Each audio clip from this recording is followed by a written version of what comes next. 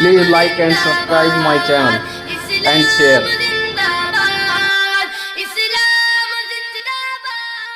میرے بھائیوں اور دوستو، اللہ تعالیٰ نے انسان کو جسم اور روح ان دو چیزوں کے مرکب سے پیدا فرمایا ہے۔ جسم کے بننے کا نظام اور ہے اور روح کے بننے کا نظام اور ہے۔ جسم کسی اور جگہ بنتا ہے اور روح کہیں اور سے آتی ہے۔ جسم زمین اور زمین کی غذاؤں کے مختلف مراحل پیش در پیش سے وقد خلقکم اطوارا، وہ مختلف شکلیں بدلتا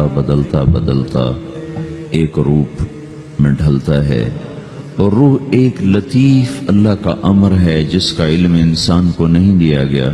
یسألونک عن الروح قل الروح من امر ربی وما اوتیتم من العلم الا قلیلا، کہ روح ایک اللہ کا امر ہے جس کے بارے میں تمہارے پاس کوئی علم نہیں ہے، لہذا اس کی تفصیل تم سمجھ نہیں سکتے ہو۔ روح آسمان سے آتی ہے، جسم زمین میں بنتا ہے، پھر 4 مہینے بعد اللہ اس کو آپس میں جوڑ دیتا ہے، زندگی متحرک ہو جاتی ہے۔ روح ہی کے ساتھ زندگی کی بقا رہتی ہے۔ جب اللہ اس سے واپس نکال لیتا ہے تو سارے ٹائٹل ہٹ کر صرف ایک نام سب کو مل جاتا ہے، اور وہ میت کا ہوتا ہے۔ وہ حضرت مولانا ہو، وہ کوئی ڈاکٹر ہو، بادشاہ ہو، صدر وزیر ہو، سارے اعزاز ٹائٹل ہٹا کر اس پر میت کا لفظ مہر لگ جاتی ہے۔ اس میں سے کیا نکلا ہے؟ ہر چیز تو موجود ہے، اب یہ بولتا کیوں نہیں، اٹھتا کیوں نہیں، چلتا کیوں نہیں؟ اس میں سے روح نکل گئی ہے۔ روح ہمارے جسم کی اصل ہے، اسے نکال دو تو جانوروں کو بھی پتا ہے کہ اب یہ بے جان چیز ہے۔ چیونٹیاں، کیڑے مکوڑے بھی اس کو کھانے لگ جائیں گے، جانور بھی کھانے لگ جائیں گے، زمین بھی اس کو گلانے لگ جائے گی، ہوائیں اس کو متغیر کرنے لگیں گی۔ روح انسان کے اندر ایک چلتا ہوا زندگی کا کارواں ہے۔ اسے جب اللہ واپس بلاتا ہے تو اللہ یتوفی الانفس حین موتها والتی لم تمت فی منامها۔ موت کیا چیز ہے؟ اس کے 200 جواب ہیں سائنس کی کتابوں میں، اور 200 جواب بذات خود بتا رہے ہیں کہ یہ ایک جواب بھی ٹھیک نہیں ہے، اور قرآن ایک جواب دیتا ہے اور وہی حرف آخر ہے، قل یتوفاکم ملک الموت اللہ یتوفی الانفس حین موتها۔ اللہ ہے جو تمہاری روحوں کو موت کے وقت کھینچ لیتا ہے، تمہارے جسم سے نکال لیتا ہے۔ تو میرے بھائیوں، موت کے وقت انسان 2 کیفیت میں ہوتا ہے۔ کچھ لوگوں کی روح ایسی نکل رہی ہوتی ہے کہ ان کے رگ رگ میں وہ پھنس رہی ہوتی ہے۔ وَلَوْ تَرَى اِذْ يَتَوَفَّى الَّذِينَ كَفَرُوا الْمَلَائِكَةُ يَضْرِبُونَ وُجُوهَهُمْ وَأَدْبَارَهُمْ۔ کاش تم دیکھ سکتے وہ منظر جب اللہ کے فرشتے نافرمانوں کی روح کو نکال رہے ہوتے ہیں تو ان کے منہ پہ بھی مارتے ہیں، ان کی کمر پر بھی مارتے ہیں۔ اور اخرجوا انفسکم اليوم، نکالو آج اپنی روحوں اور جانوں، اب تم بچ نہیں سکتے ہو۔ وہ پیچھے ہٹنا چاہتے ہیں، رب ارجعون، مجھے واپس کر دے تھوڑی دیر کے لیے، لعلی اعمل صالحا، اب میں پورا ٹھیک مسلمان بن کے چلوں گا۔ تو اس کے جواب میں ہوتا ہے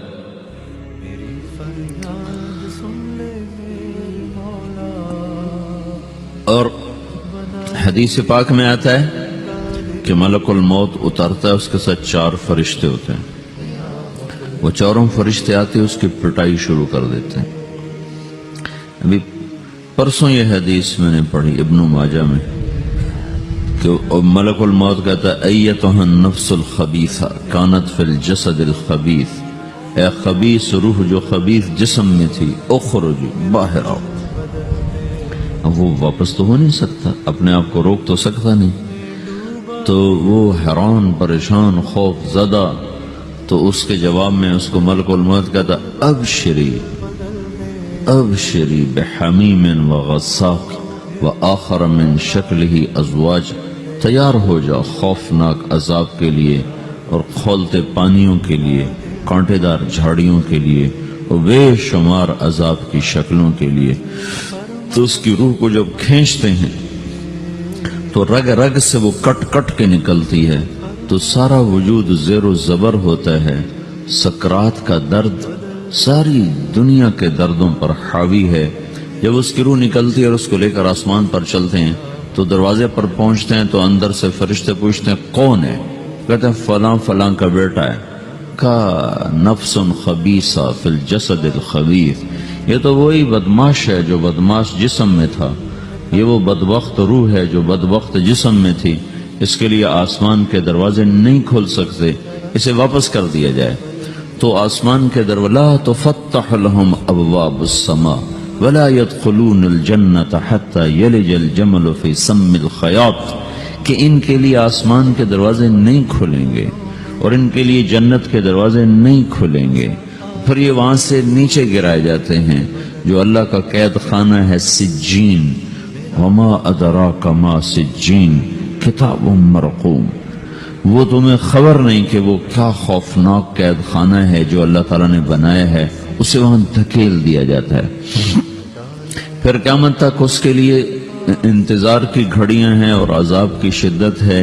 اور جب کوئی نیک آدمی اللہ تعالیٰ کے دربار میں جانے کا اس کا وقت آتا ہے تو اللہ تبارک و تعالیٰ فرماتے ہیں ان الذین قالوا ربنا اللہ ثم استقاموا تتنزل علیہم الملائکۃ الا تخافوا ولا تحزنوا وابشروا بالجنة التي كنتم توعدون نحن اولیاؤکم فی الحیاة الدنیا وفی الآخرة ولکم فیہا ما تشتہی انفسکم ولکم فیہا ما تدعون نزل من غفور الرحیم۔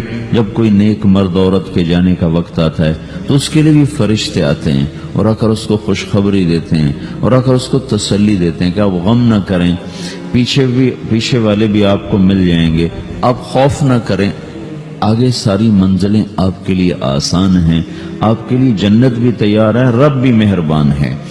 اور حدیث پاک میں آتا ہے کہ ملک الموت اور 4 فرشتے آتے ہیں، وہ 4 فرشتے اس کو سہلاتے ہیں، دباتے ہیں کہ موت کا درد اسے محسوس نہ ہو، اور ملک الموت فرماتے ہیں ایتھا النفس الحمیدہ کانت فی الجسد الحمید اخرجی، اے نیک روح جو نیک جسم میں تھی باہر آؤ، کیا کرو؟ وَأَبْشِرِي بِرَوْحٍ وَرَيْحَانٍ وَرَبٍّ رَاضٍ عَنْكِ غَيْرِ غَضْبَانٍ، آپ کو بشارت ہو آپ کے لیے جنت تیار ہو چکی ہے اور وہاں کی ساری نعمتیں آپ کے لیے میسر ہو چکی ہیں اور اللہ آپ پہ راضی ہو چکا ہے اور اللہ آپ پہ خوش ہو چکا ہے۔ اس پر اس کی روح کو نکالا جاتا ہے، پھر سارے فرشتے اس کو استقبال کے ساتھ جو آسمان پر لے جاتے ہیں تو اندر سے پوچھتے ہیں کون ہے؟ کہ فلاں فلاں کا بیٹا، فلاں فلاں کی بیٹی۔ کہتے ہیں نفس حمیدہ فی جسد حمید، یہ تو نیک روح تھی جو نیک جسم میں تھی، مرحبا بہی، اس کو ہم سب استقبال کس کا کرتے ہیں، اور ایک دم آسمان کے دروازے کھلتے ہیں، پھر وہ پہلا دوسرا تیسرا چوتھا سارے آسمان پار کرتا ہوا اللہ پاک کے عرش کے نیچے کے جا کر، مرد ہے یا عورت، وہاں جا کر سجدے میں سر رکھتا ہے اور اللہ تعالیٰ فرماتے ہیں ہاں اس نے ہمیں خوش کیا، ہم اسے خوش کریں گے، اور اس کو عافیت کے ساتھ وہاں آسمان میں، پہلے آسمان سے لے کر اللہ کے عرش تک یہ سب ویٹنگ روم بنے ہوئے جہاں اللہ اپنے اپنے درجات کے مطابق جنت والوں کو ٹھہراتا ہے، اور وہ انتظار گاہ ہے اور وقت ختم ہو جاتا ہے، لہذا انتظار کی جو تکلیف ہے وہ بھی ختم ہو جاتی ہے۔ وقت ختم تو انتظار کا احساس ختم اور ٹائم کے گزرنے کا احساس ختم۔ تو جیسے اصحاب کہف کو اللہ نے غار میں داخل کر کے تو غار کے اندر سے وقت کو نکال کے باہر پھینک دیا، باہر 300 سال گزرے، اندر آدھا ہی دن گزرا تھا۔ وہ جب اٹھے تو وہ 25 برس کا نوجوان 325 سال کا ہو کے نہیں اٹھا، وہ 25 سال کی عمر میں اٹھا ہے، نہ ناخن بڑا ہے، نہ مونچھیں بڑی ہیں، نہ ان کی داڑیاں لمبی ہوئی ہیں، کیونکہ تو زندہ تھے، مر نہیں گئے تھے، تو زندہ کے تو بال بھی بڑھتے ہیں، ناخن بھی بڑھتے ہیں، لیکن وہ اس طرح اٹھے کہ 300 برس گزر گئے اور 25 برس کا نوجوان 25 سال کی عمر میں اٹھا ہے، 20 برس کا 20 برس کی عمر میں اٹھا ہے، اور وہ کہنے لگے کم لبثنا، بھائی کتنا ٹھہرے ہیں؟ کہ یومن او بعد یومن، لگتا ہے کوئی دن آدھا دن ٹھہرے ہیں۔ وہ صحیح کہہ رہے تھے، باہر اللہ تعالیٰ نے وقت کی گھڑی کو چلائے رکھا اور اندر غار میں اس کو سوئچ آف کر دیا، نکال دیا، یہاں وقت کو داخل نہیں ہونے دیا، تو وقت کے گزرنے سے جو بھی اثرات مرتب ہوتے ہیں وہ ان پر مرتب نہیں ہوئے، تو وہ 20 آدھے ہی دن کے بعد اٹھے ہیں، باہر 300 سال، اندر آدھا دن۔ یہی کچھ اللہ تبارک و تعالی برزخ میں کر دیتا ہے، وقت کو ختم کر دیتا ہے، گزرنے کا احساس نہیں ہوتا ہے۔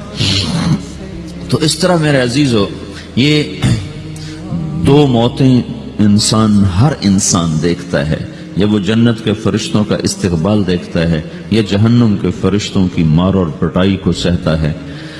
رابعہ بصری رحمت اللہ علیہ کا انتقال ہونے لگا تو انہوں نے رات کو فوت ہوئی تو انہوں نے اپنی خادمہ کو بلا کے فرمایا کہ کسی کو بتانا نہیں، جب میں مر جاؤں تو پڑوس میں 2-4 کو بلا کر نا میرا جنازہ پڑھوا دینا، اور جس کرتے میں تہجد پڑھتی تھی وہی میرا کفن بنا دینا، اور صبح بے شک لوگوں کو بتا دینا، میرے مرنے کے بعد میری میت کو رکھنا نہیں، فوراً دبا دینا۔ جب ان کا انتقال ہوا تو انہوں نے پڑوس کے 2-4-10-20 آدمی بلائے اور ان کو تدفین تجہیز سب کچھ ہو گئی۔ صبح شور مچا کہ وہ رابعہ بصری کا انتقال ہو گیا۔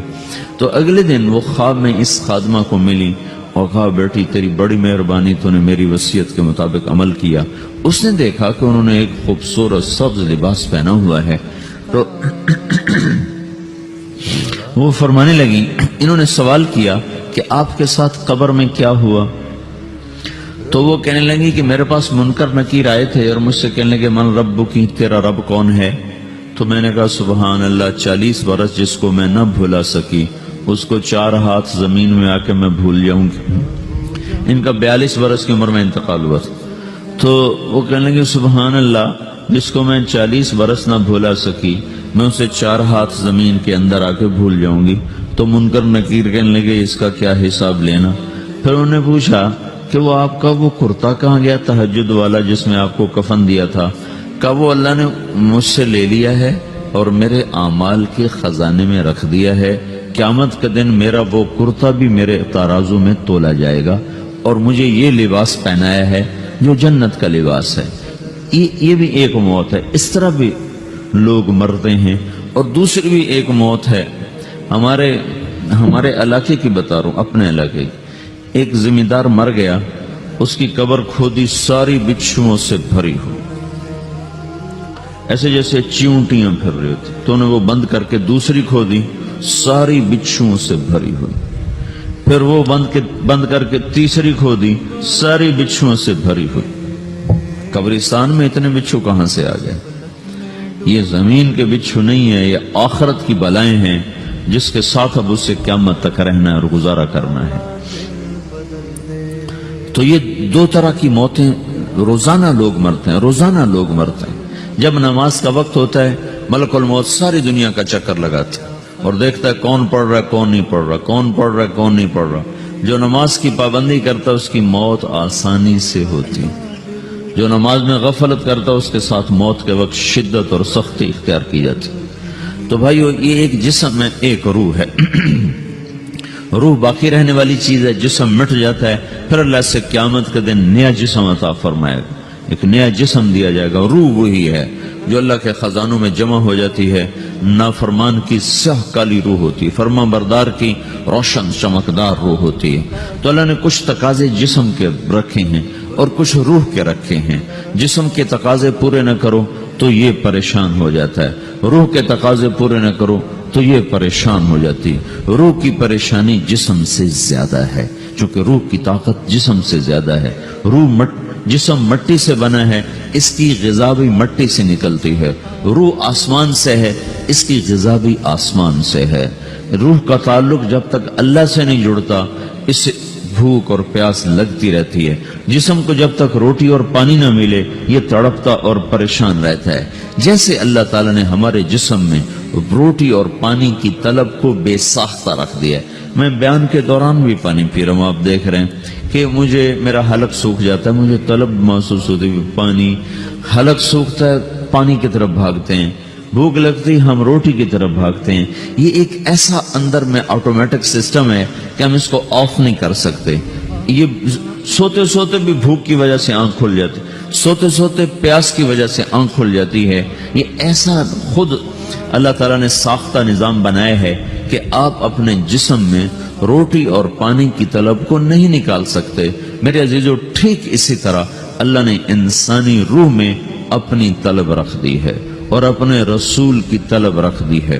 یہ دو طلب ایسی ہیں کہ یہ آپ کے جسم روح سے نکل نہیں سکتی۔ جیسے بھوکا روٹی نہ کھا لے، پیاسا پانی نہ پی لے، اسے چین نہیں آ سکتا۔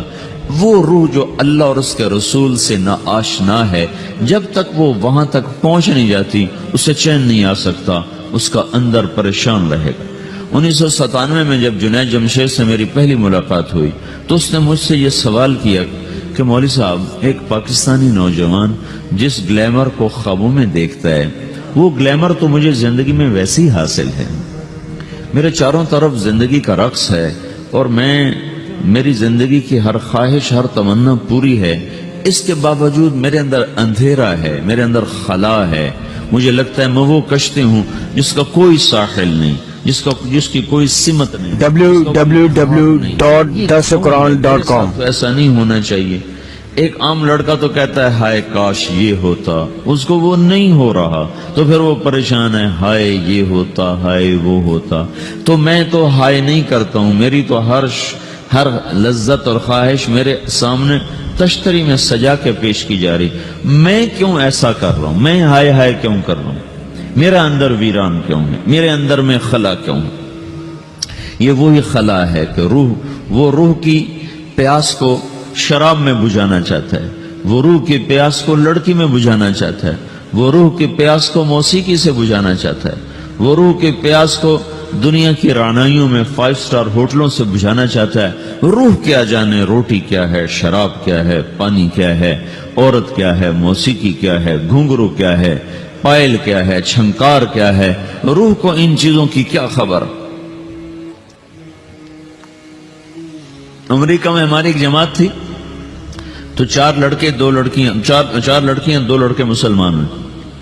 تو ایک لڑکے کا نام رکھا تھا ابراہیم، اور اس کو جب پڑھایا نا کلمہ، انہوں نے کہا ہائے، انہوں نے کہا ہائے، اور دونوں ہاتھ یہاں رکھے سینے پر، دل پر، کہا ہائے۔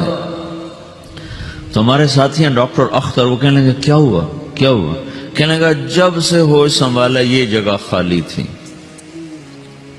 یہ تیرے کلمہ پڑھانے پر بھر گئی ہے کہ میری خوشی سے ہائے نکل گئی۔ یہ جگہ خالی رہے گی، یہاں شراب نہیں پہنچ سکتی، یہاں نغمہ اور موسیقی نہیں پہنچ سکتی، یہاں تالے لگے ہوئے ہیں، یہاں تک کوئی آواز نہیں جا سکتی۔ دل کے تاروں پر ایک ہی نغمہ چڑھ سکتا ہے اور وہ اللہ کی یاد کا ہے اور اللہ کی محبت کا ہے اور اللہ کے رسول کی محبت کا ہے۔ باقی کوئی مضراب ایسا نہیں جو ان تاروں کو چھیڑ سکے، باقی کوئی چیز، آواز ایسی نہیں جو دل کی دنیا پر جا کر دستک دے سکے۔ یہاں بند دروازے ہیں، یہاں صرف اللہ پہنچے گا، اللہ کے رسول کا تعلق پہنچے گا، باقی کوئی چیز یہاں نہیں جا سکتی۔